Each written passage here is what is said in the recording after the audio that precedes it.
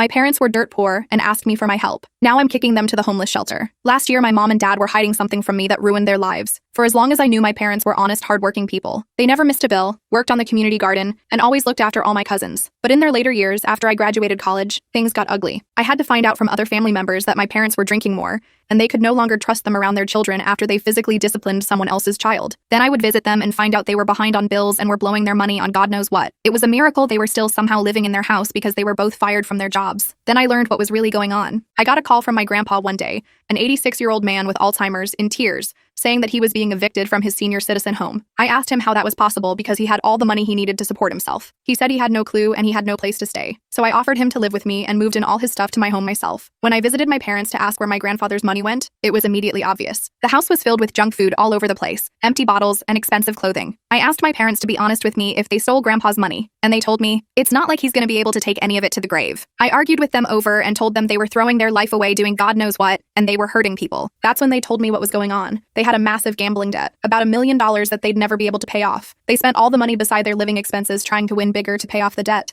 but they only lost more and more. I told the two of them that they had a gambling addiction that needed to be taken care of. They agreed, and I foolishly believed they would actually try to change. I moved in with them for a bit to take care of everything. I cleaned up their home for them, paid off whatever bills I could, and held onto their credit cards and whatnot so they couldn't spend anything. For the first 2 months, I could see they were actually trying to get their lives fixed. They started working at a grocery store to get back on their feet, and they were using their employee discounts to get groceries. It finally seemed like my parents were going to get back to how they used to be. I figured that on month 3, I'd get them a little something to congratulate them on their 3-month sobriety achievement. But when I went to buy a cake, at the register, my credit card declined. I tried another card. Declined. Another. Declined. Every single card in my purse was completely declined. Keep in mind, I have 3 cards that have limits of $50,000. When I got back home, my parents acted completely normal, like they didn't steal over $250,000 from me.